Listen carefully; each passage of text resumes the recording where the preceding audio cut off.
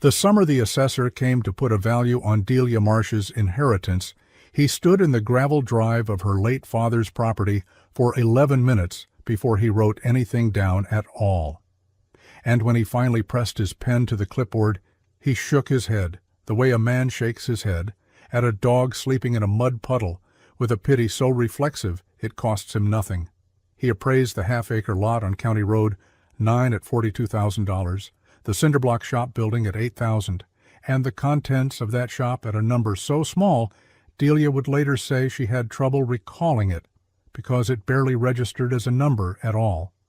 $250 for every tool, every shelf, every dusty glass jar her father Harold had ever touched. The assessor did not open the locked room at the back of the shop. He looked at the padlock, tugged it once, noted it as storage, and moved on. That was in early June. By the following August, 63 families in the valley would be in front of her, hats in hand, asking for something no amount of money could easily replace. Whether she gave it to them, and on what terms, is a matter the valley still argues about at diners and at the edges of parking lots after church. But the real verdict had already been rendered. The land rendered it. The locked room rendered it. Harold Marsh rendered it, from wherever the dead go to watch the living stumble toward sense.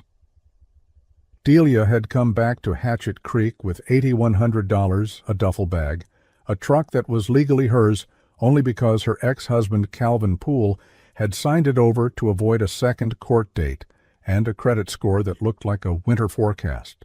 The house she had shared with Calvin for 9 years was gone, legally transferred as part of the settlement, though settlement was a word that required some charity, because what had been settled primarily was that she would walk away from most of it in exchange for walking away cleanly.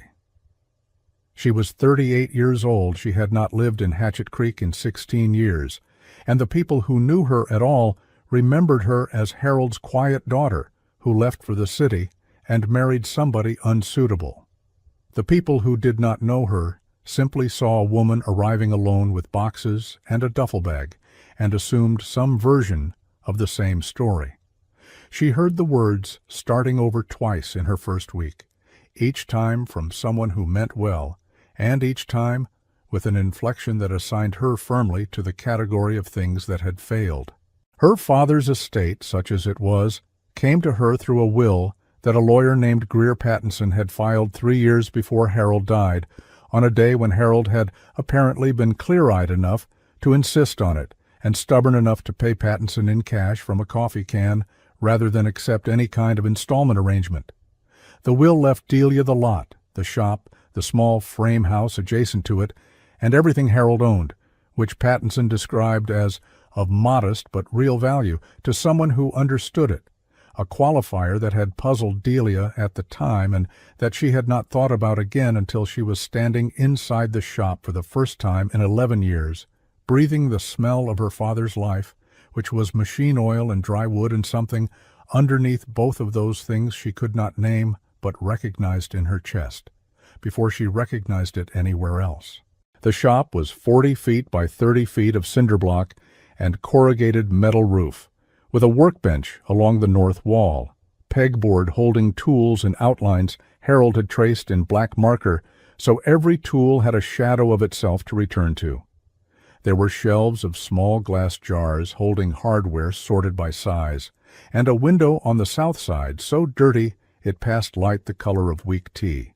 And at the back of the shop, behind a tall shelving unit stocked with canning supplies and old paint cans, there was a door, a plain wooden door with a deadbolt and a padlock on a hasp, both locked. Delia had no key for either.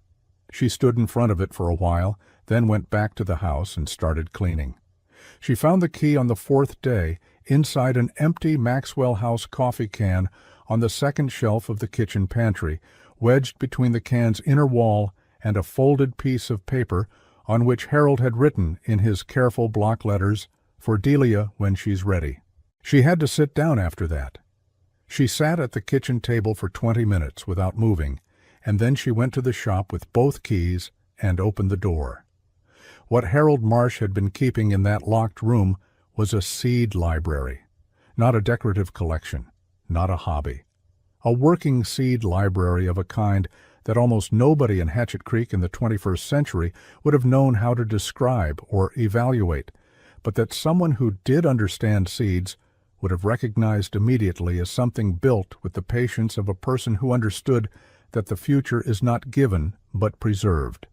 Floor-to-ceiling wooden shelving on 3 walls, hundreds of small glass jars sealed with rubber gaskets and labeled in Harold's block print, each label carrying a name, a year, a note of 2 or 3 words. Cherokee Purple, 2009, excellent dry season. Mortgage Lifter, 2014 heavy set. Lemon Drop, 2003, saved from Ruth's garden.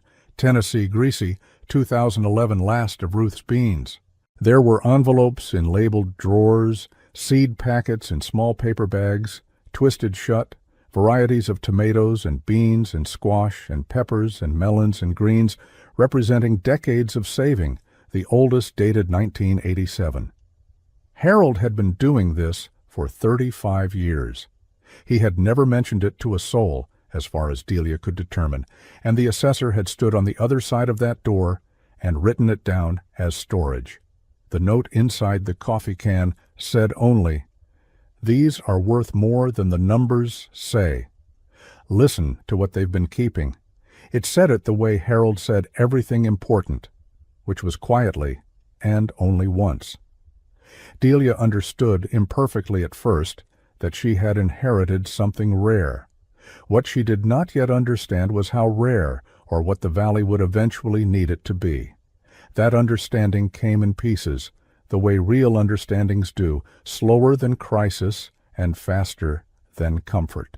She had $8,000 left after paying first month on the utilities and buying food for 30 days, and replacing the hot water heater, which had failed in the way old hot water heaters fail, which is to say, completely and without negotiation.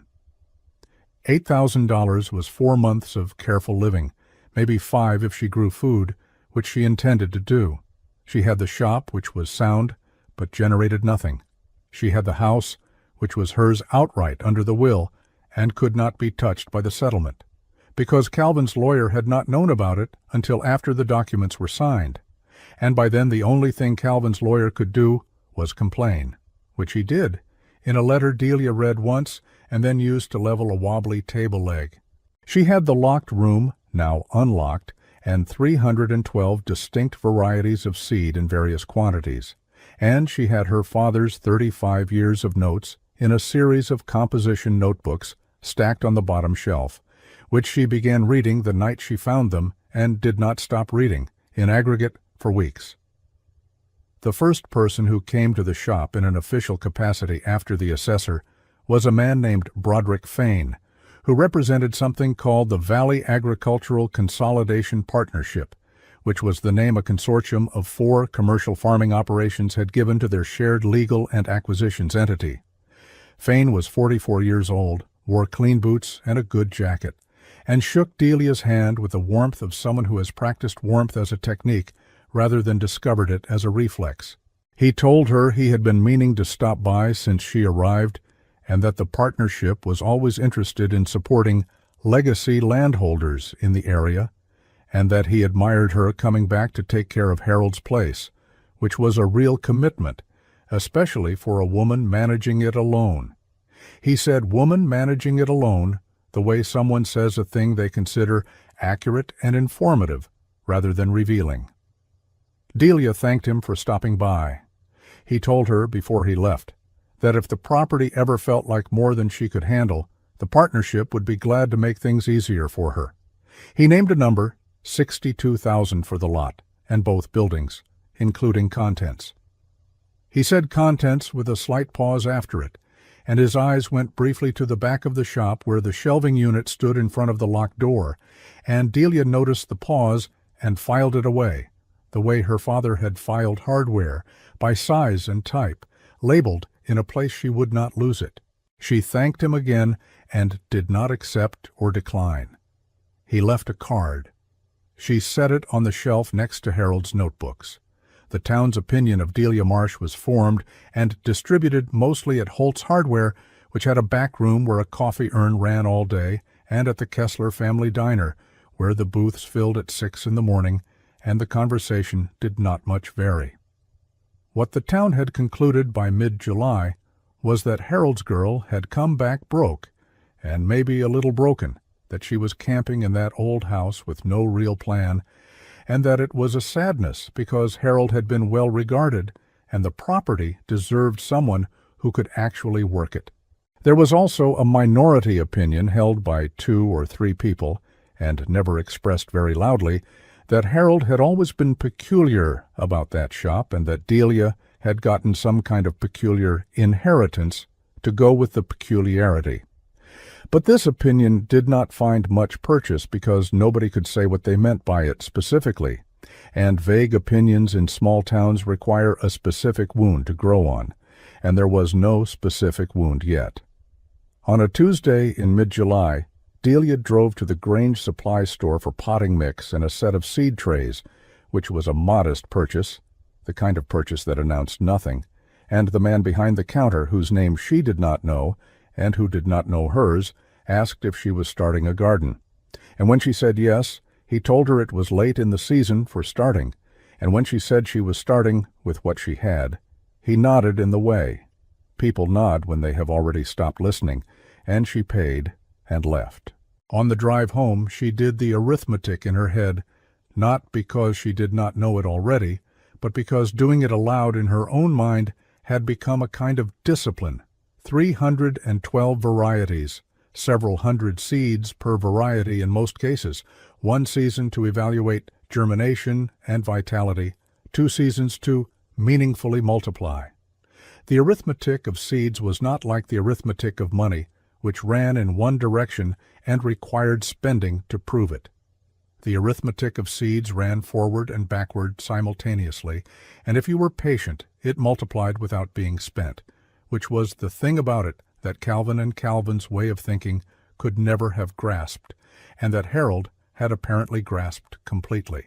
The elder who appeared at the edge of her garden in the 3rd week of July was a woman named Vera Cholodenko, who was 77 years old, Ukrainian by birth, and who had lived on the adjacent property for 22 years in a small greenhouse her husband Mikhail had built before he died.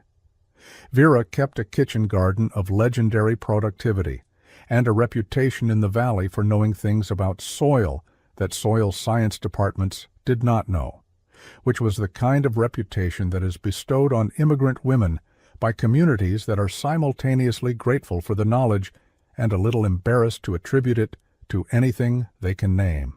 Vera came to the fence and watched Delia transplanting seedlings for a few minutes without speaking. Delia looked up and nodded. Vera nodded back.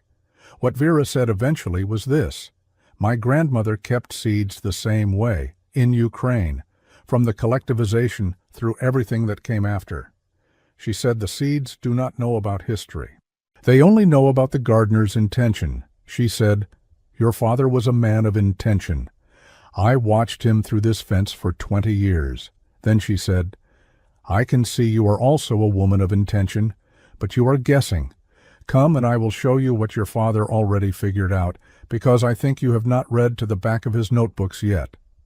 Delia had not. She was on notebook 4 of 11. What the back of the 11th notebook contained was Harold's soil notes, his germination tables, sorted by microclimate, and a section titled simply The Locked Room Protocol, which laid out in careful order the varieties Harold had identified as specifically adapted to low moisture conditions, to the particular clay-heavy soil of the Hatchet Creek Valley, to late frosts and early bests. He had been selecting for drought tolerance for 15 years without calling it that, because Harold had not needed a scientific term for a thing he could observe with his own eyes. He had watched the valley dry out in stages over 2 decades, had watched the aquifer drop, had watched the commercial farms drill deeper and deeper, and had saved seeds from the plants that did not care, from the beans that set pods when the sky was copper and the creek ran thin, from the tomatoes that ripened hard and flavorful when other tomatoes dropped their blossoms in the heat. He had been building, in the language of seeds, a library of persistence. Vera sat with Delia in the shop for 4 hours on that first afternoon and for many hours across the following weeks, and what she taught Delia was not any single technique, but a way of paying attention that had a different texture than the paying attention Delia had done before. She said, "The seed is not the thing that grows, it is the memory of the thing that survived. You are not a farmer keeping seeds. You are a librarian keeping memories of survival." She said it in accented, deliberate English, the way she said everything, as if she were translating not just from Ukrainian, but from a slower and more serious world. And Delia wrote it in the margin of Notebook 11 and underlined it twice. The seed is not the thing that grows, it is the memory of the thing that survived. This became, in Delia's understanding, both the purpose of the locked room and the principle by which she would run it. You did not sell memories of survival. You kept them, and you multiplied them, and when survival was needed, you made them available, and the terms of that availability were determined by whether the person asking had anything to offer the memory's continuation, which was not always money, and was sometimes labor, and was sometimes nothing more than the intention to plant and save and return. In August, a boy named Pell Dutcher began appearing at the garden fence. He was 9 years old, the son of a family that rented a house on the far side of the creek, and he had the watchful, economical quality of a child who has learned that quiet costs less than noise. He did not ask to help, he watched. After 4 or 5 visits, he simply began helping, carrying things, filling the watering can, crouching to look at seedlings with an attention that was genuine and a little startling in a 9-year-old. He named the plants as if they were animals, gave the vigorous ones approving nods, spoke to the failing ones in a tone that Delia recognized from Harold's notebooks as the exact right register, which was not sympathy, but instruction. One afternoon he told her that the mortgage lifter by the south fence was thirsty on one side. She looked, and he was right. She asked how he knew, and he said the leaves are asking. She did not argue with the epistemology. Pell Dutcher became a fixture of the garden and eventually of the shop, where he organized Harold's jars by the date on the label without being asked, and where he developed a serious and personal attachment to a clay-colored jar labeled Red Calypso 2006 Finest Dry Year Bean I Ever Grew, which he carried to show Delia with the care of someone transporting something fragile and important. He told her his grandmother had grown a bean like that. Delia asked where his grandmother lived. He said she used to live here. She died when I was 5. Delia opened the jar and let him look at the beans, small and mottled, and smelling of dry wood and thyme. And Pell Dutcher did not say anything else for a while, and Delia thought that was correct. Broderick Fane came back in September with a second offer, $69,000 this time, and a different energy, less warmth, and more efficiency, as if the courtesy budget had been adjusted. He mentioned that the partnership had acquired the Delray parcel to the north and the 2 Simpkins plots on the east side, which meant the Marsh property was now, in his phrase, adjacent to partnership land on 3 sides, which he presented as a fact of geography rather than a pressure, but which was both. He said he understood the property had sentimental value, and that the partnership was prepared to honor that. He said Delia could think of it not as a sale, but as a transition to stewardship, which was a phrase that required a moment to understand, and then, once understood, required a longer moment to not respond to sharply. Delia said she appreciated him coming by. He left. The card went next to the first card on the shelf. The drought arrived in the first week of October, with no ceremony and considerable effect. It was not a drought that announced itself as a historic event immediately, because droughts in the valley had been becoming routine for long enough that people waited to see if it would break before they called it a drought rather than a dry spell. But this one did not break. It tightened. By November, the creek was running at less than a third of normal volume. By December, the commercial wells on the partnership's north parcels were drawing water, heavy with mineral sediment, which was a sign the aquifer was being drawn down faster than it recharged. The valley went into the new year dry and anxious, and by February, it was clear that the spring planting would be a gamble, because the seed supply in most operations was the standard commercial variety, hybrid and high input, bred for consistent conditions and demanding of the irrigation that the aquifer could no longer reliably support. Delia had spent the fall multiplying. She had planted 40% of Harold's drought-adapted varieties in the test beds Vera helped her lay out along the south-facing slope behind the shop, had harvested, had cleaned and dried and added to the library, had made detailed notes in a new composition notebook she had started after finishing Harold's last one. The library was growing. The germination rates on Harold's oldest seeds were better than she had any right to expect, because Harold had understood dry storage and cold and had kept the room at a temperature and humidity that preserved viability, and she maintained those conditions from the notes he had left. She had sold in October 2 small lots of seed to a man named Desjardins, who drove up from a county to the south and who ran a small heirloom operation, and who recognized, when he opened the jars Delia brought to show him, that he was looking at something assembled over a long time with serious purpose. He paid her $420 for 2 varieties, which was not a transformative sum, but which was specific and real, and which she recorded in the margin of her new notebook next to the arithmetic. $420 in return for 12 ounces of seed representing Harold Marsh's 40-year investment of observation and intention. The numbers do not know what they are describing. Desjardins told her, before he left, that he had not seen a dry-adapted pole bean selection like the one she had shown him in any catalog or database he knew of. He said if she ever wanted to discuss a larger arrangement, he would be seriously interested. She thanked him and noted his number. She did not call it immediately. She let it sit under the ash, banked, available.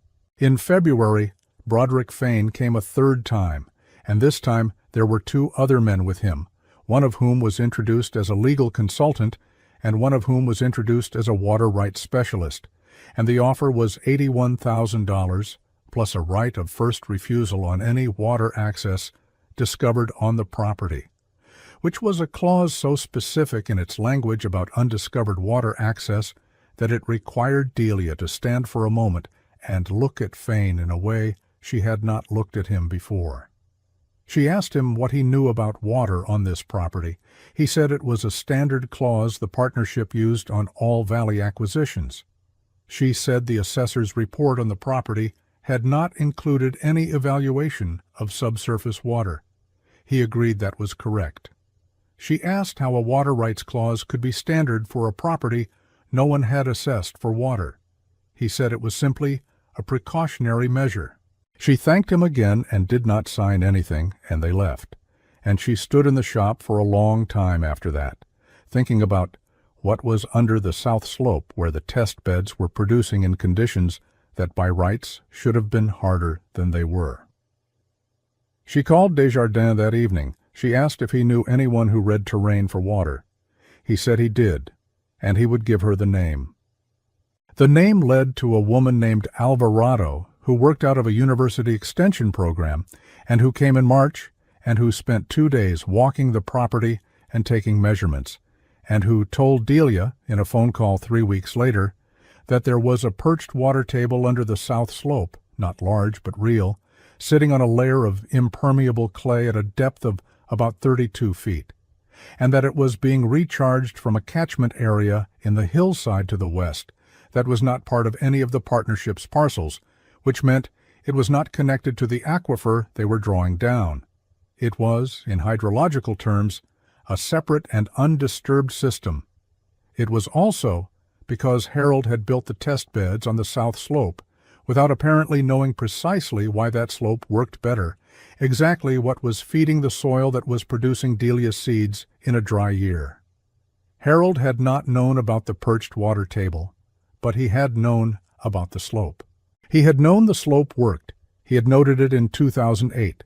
South beds keep going when everything else quits. Don't know what to make of it. Keep planting here. 35 years of observation had located a thing that a hydrogeological assessment confirmed only after the fact. This was the folk wisdom and the soil science, arriving at the same coordinate from different directions, and Delia wrote it in the notebook and then sat with it quietly for the rest of the evening, not triumphant but steady, the way her father had been steady, in the way of people who have been paying attention long enough to recognize when the attention pays. She said nothing to anyone about the perched water table except Vera, who heard it and nodded and said, "Yes, I always thought something was there. The beds on that slope, they never looked thirsty." She said, "Your father knew the land was holding something. That is what he meant when he told me once that the ground here keeps a secret the way old women keep a secret, which is to say, faithfully and for a long time, and only for the right person." Delia wrote that in the margin too. By April, the valley was in open distress. 3 operations had failed their spring planting entirely because their hybrid seed stock had performed poorly under moisture stress, germinating unevenly and setting weakly. The partnership's consolidated fields were running on pumped water at a cost that was making the economics public and ugly, because the partnership had leveraged its acquisitions on the assumption of normal aquifer recharge, and normal aquifer recharge had not occurred. The valley's small operators, the ones who had not sold to the partnership, were in a different but equally serious position, because their seed supply ran through the same commercial distributors the larger operations used, and the distributors were short on everything as drought conditions extended across multiple regions simultaneously. A bag of decent, open-pollinated tomato seed was, by April, nearly impossible to source at any price a small operator could afford. Delia had seed. She had 2 full seasons of multiplication behind Harold's best drought-adapted varieties.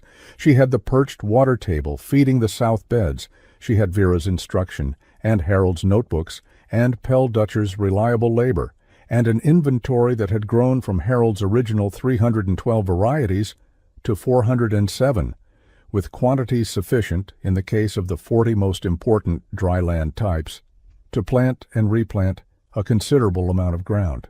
She had been quiet about it. She had not advertised, had not gone to the Grange meetings, had not spoken at the town hall sessions about the drought response that were held in March and attended by representatives of the county extension office and, notably, by Broderick Fane. She had been banking it like her father had banked the slope, using it without announcing it, keeping the coal low under the ash.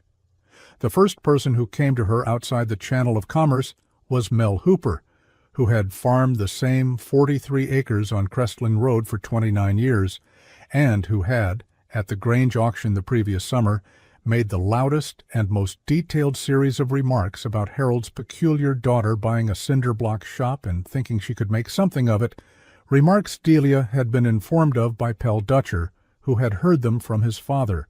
Mel Hooper came to her door on a Wednesday morning in the 2nd week of April, with his cap in his hands, literally in his hands, turning it by the brim, and told her he had heard she might have some seed stock that would stand up in dry conditions, and asked if she had anything for pole beans and summer squash.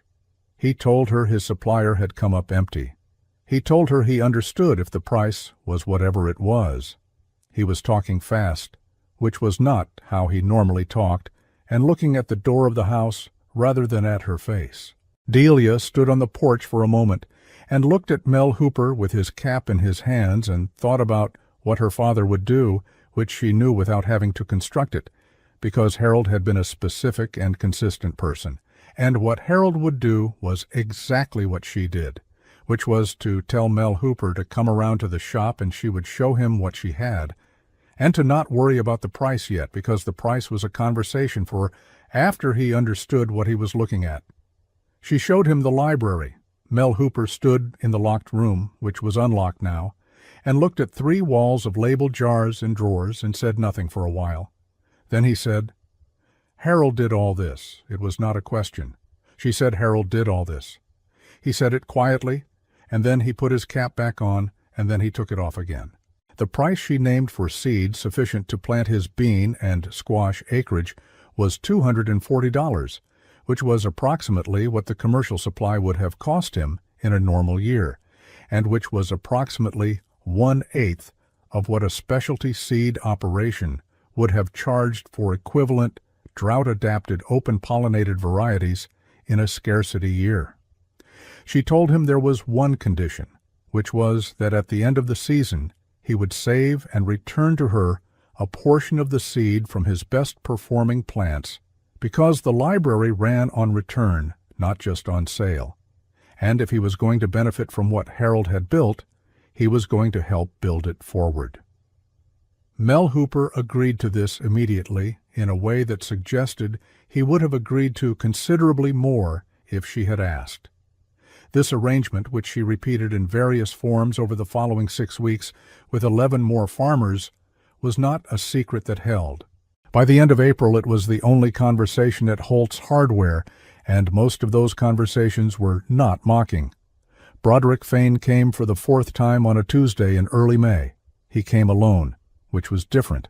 He came without the warmth, which had apparently run out, and what replaced it was a directness that was less comfortable, but at least more honest. He told her the partnership needed seed stock suitable for dryland conditions in the valley, that it was willing to pay a market rate, and that the market rate for what she had in that room was something he could make substantially better than what she was charging local farmers. He said $180,000 for exclusive commercial rights to the library, which would remain in situ and which the partnership would manage in perpetuity. He said it was the most he could authorize and that he thought she knew it was fair. He said, "I know what you have in there, Delia." He said her first name, the way someone uses a first name to imply familiarity where familiarity is not present, as a technique. He said, "You can't multiply it fast enough alone. You need distribution and capital. Let us do what we do so you can do what you do." Delia asked him how he knew what she had in there. He said he had been in conversation with county extension staff and that the word was out. She asked if the county extension conversations had included anything specific about the perched water table on the south slope. He said that was a separate matter and one the partnership was well positioned to develop appropriately. She said, "How do you know about the water table, Mr. Fane?" He said the extension data was available through the county GIS system. She said the extension assessment was a private consultation conducted under a research agreement. It is not in the county GIS. He stopped. He started again. She said, "Someone talked to you who should not have, and I would like to know exactly what they told you, because what you know is either more or less than what is accurate, and I need to know which." Fane recovered his professionalism, but not his ease. He told her the partnership was prepared to be flexible on the structure. She told him she was not prepared to sell the library, the property, the water, or the seed to a commercial consolidator who had spent 2 years acquiring the valley in parcels while telling each seller they were the first. She told him she understood what the partnership was, and she understood what he was, and she did not dislike him personally, but she was not interested in making the valley's most important resource in the worst drought in a generation into a commercial advantage for 4 corporations. She told him the library was going to stay in the valley and stay available to the valley's farmers, and the terms would be Harold's terms, which were the terms of a library, which was that you came in, you took what you needed, you brought something back. She told him she thought the meeting was over. He stood for a moment. He said, "You're making this harder than it needs to be." She said, "I'm making it exactly as hard as it should be, which is not hard at all if your interest is the valley rather than the extraction." He left. She did not watch him go. She was already writing in the notebook. The community meeting was called for the second Thursday in May at the Grange Hall, ostensibly as a drought response planning session organized by the County Extension Office, but in practice it was the gathering everyone knew it was, which was the conversation about seeds that had been building since April, now unavoidable. 51 people came. The room smelled of coffee and cut grass and the particular tension of a community that has been frightened long enough to become honest.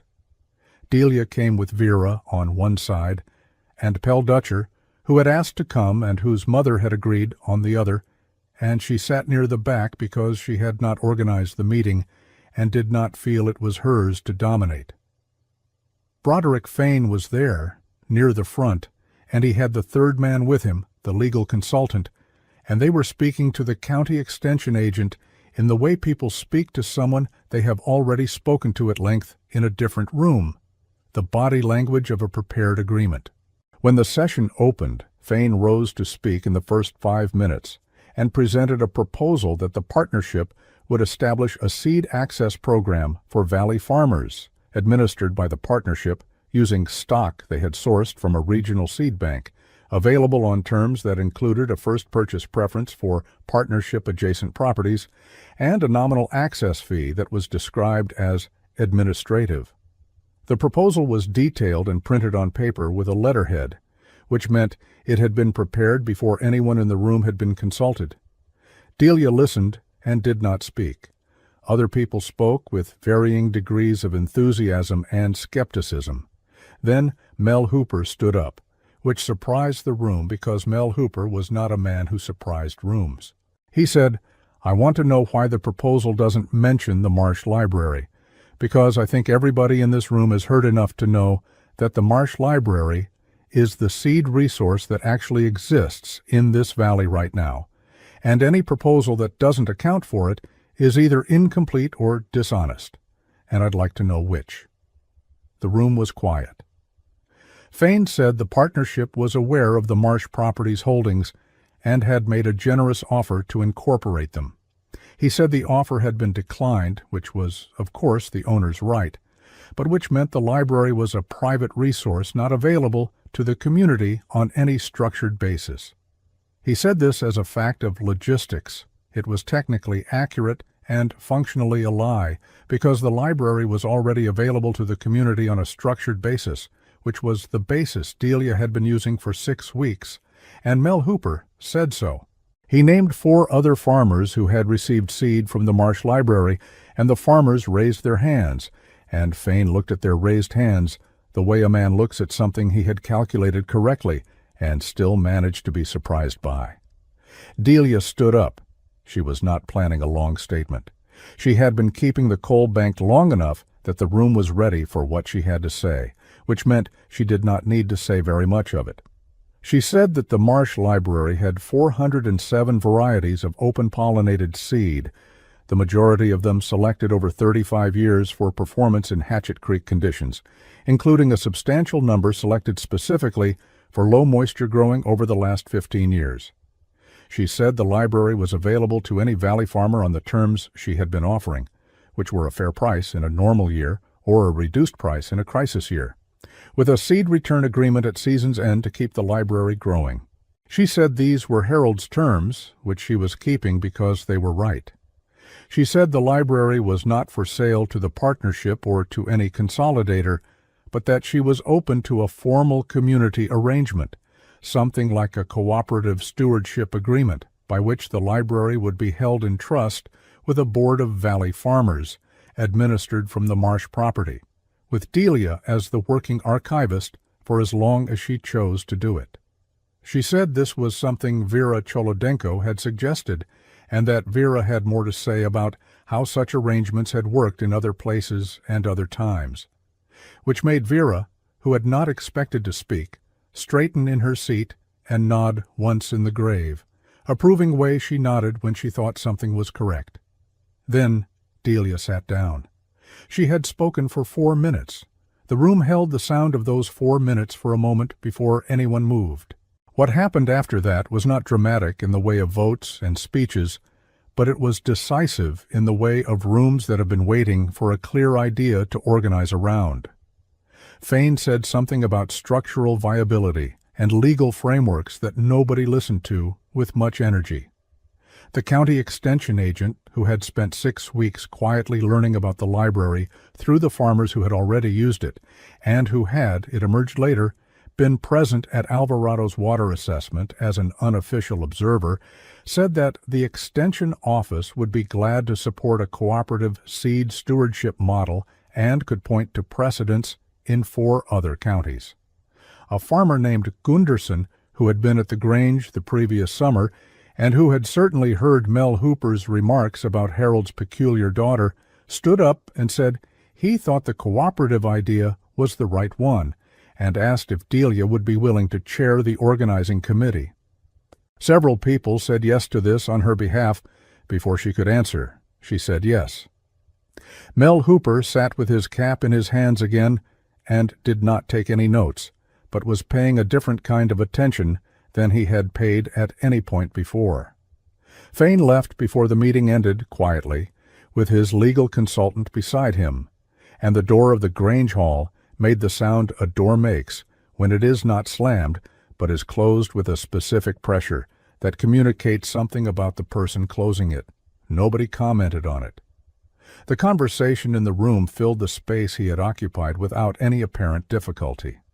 Outside afterward, in the parking lot at dusk, Vera stood beside Delia and looked at the sky, which was still dry, but was doing something in the west that might, in a few days, become otherwise. Vera said, "Your father always said the land knows before the calendar knows." She said, "I think he meant it the way I understood it, which is that the land does not need to hurry because it already knows the end of the story. It only needs the gardener to hold on long enough to be present for it." She said it in her accented, deliberate cadence, the way she said everything that mattered, translating from a place where these things had been understood for a long time, and written not in notebooks, but in the bodies of plants and in the hands of people who saved them. The rain came in the 3rd week of May, modest and real, a soaking rain that fell for 2 days and stopped and then returned for another day, the kind of rain that does not fix everything, but tells the ground that fixing has begun. Pell Dutcher stood in the garden in it, with his face up, which was the most dramatic thing Delia had ever seen him do, and then he went to check on the red calypso beans because he was, above all things, a practical person. The creek came up 4 inches. The partnership's north parcel wells began drawing cleaner water. The valley did not heal all at once, because valleys do not, but it began the slow accretion of recovery. That is what healing looks like when you are watching it from inside rather than from a distance. The Hatchet Creek Seed Library Cooperative was formally established in June with 7 founding members, a rotating stewardship board, a nominal annual membership fee, and a seed return covenant that every member signed. Delia was named the library's first archivist, which was the word they all settled on, and which she preferred to director or manager or any word that implied the job was about the person rather than the collection. She continued to live in Harold's house and work in Harold's shop. The room at the back was unlocked now by policy and by intention, and the door stood open on its hinge during library hours, which were Tuesday and Thursday afternoons and Saturday mornings, and which Pell Dutcher attended reliably, first as a volunteer and eventually, years later, as a junior steward with his own set of keys. On the day the cooperative held its first public seed swap, Vera came and sat in a chair near the door of the locked room, now open, and watched people come and go with paper bags and small labeled envelopes, and she said to Delia quietly, as one fact among many, "The seed is not the thing that grows. It is the memory of the thing that survived, and the gardener who keeps the memory is not keeping the past. She is keeping the future from forgetting where it came from." Delia wrote it at the front of a new composition notebook on the first page In the careful block print she had learned from reading Harold's handwriting for so long that it had migrated into her own. She wrote it the way Harold would have written it, which was carefully and only once, and in a place she would not lose it. The assessor never came back to revise his number. Nobody asked him to. The library was not, in the end, a number. It was what the locked room had been holding all along, which was the valley's future, in the most literal sense available, sealed in glass and labeled in block print, and kept at the right temperature by a man who had understood, without needing to explain it to anyone, that the things worth most are often the things that look to a casual eye like nothing more than storage. Oh bah il a une tête de méchant quoi. J'ai pas vu qu'elle avait une queue. Qu'est-ce qu'il va faire? Ouais, calme Drake.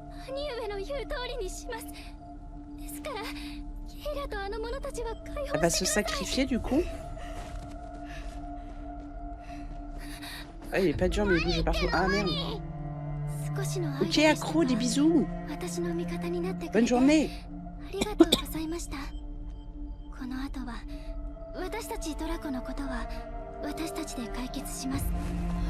Elle va se sacrifier en fait.